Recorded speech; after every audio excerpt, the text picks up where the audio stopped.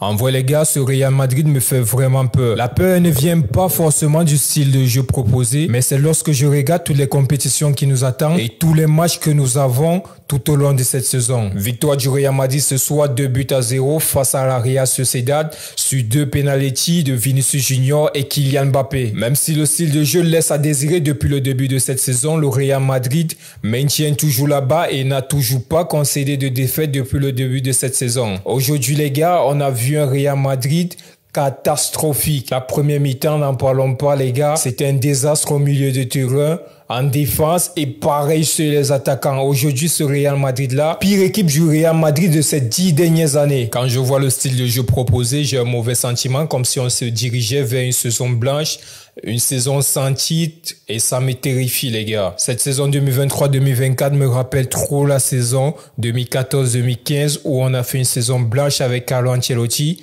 et ensuite Carlo s'est fait virer. Le Real Madrid qu'on a vu ce soir dominer pendant 45 minutes face à la Real Sociedad, c'est pas le Real Madrid que je veux voir jouer tout au long de cette saison. C'est pas le Real Madrid que je veux m'asseoir ou alors payer mon ticket pour Madrid pour regarder cette équipe jouer, parce que dans le style de jeu ou alors dans l'envie, il n'y a rien qui est proposé par les joueurs. Être aussi fébrile face à une équipe qui est certes solide, mais c'est pas un géant d'Europe. Avec tout le respect que j'ai pour la Real Sociedad, c'est pas Manchester City ou alors le Bayern Munich. Aujourd'hui, ce Real Madrid-là ne peut pas proposer ce style de jeu face à une équipe qui joue la 9e voire la 8e place chaque saison. Là, ce sont des signes alarmants que le Real Madrid nous montre depuis le début de cette saison.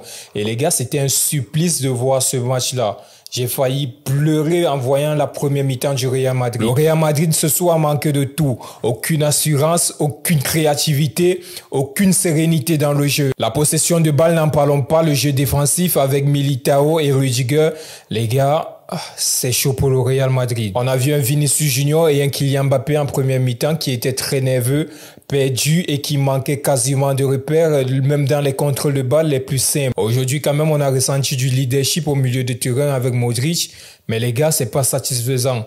Depuis le début de la saison, on a critiqué Tchouaméni sur son jeu, mais aujourd'hui, les gars, moi, je vous dis, je préfère avoir un Tchouaméni à 50% en 6 que d'avoir un Valverde à 100% en 6. Les gars, Tchouaméni aujourd'hui, on a vu son importance et son rôle et pourquoi Carlo Ancelotti le fait confiance. Même quand Tchouaméni n'est pas à son meilleur niveau, il apporte quand même une solidité et une couverture défensive. Ce qui a manqué aujourd'hui parce que Valverde, il n'a pas cette capacité-là. Valverde, il est bien plus utile dans un rôle plus avancé, en milieu relayeur où il peut apporter sa vitesse et sa capacité à casser les lignes. Le constat, il est clair pour les 3 de devant, sans une baisse de régime pour Vinicius Junior, Rodrigo et Kylian Mbappé.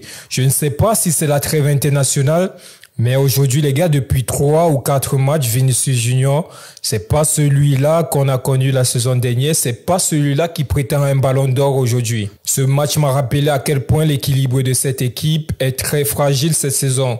La qualité individuelle est là, mais les gars, si le Real Madrid continue aujourd'hui à afficher ce jeu sans cohérence, sans équilibre, les gars, j'ai peur que cette équipe se perde au milieu de la saison. Arda Güler, il n'a pas fait un match exceptionnel aujourd'hui, mais il a été là où on l'a demandé. Il a été un peu plus dans la récupération et aussi dans l'attaque pour avoir essayé de donner des derniers ballons aux attaquants. Mais les gars, il y a toujours ce manque-là. Les gars, dites-moi en commentaire que pensez-vous de ce match, quels sont les flops, les tops. Et aussi les gars, si vous avez aimé la vidéo, n'hésitez pas à liker, laisser un commentaire et surtout partager. Let's go!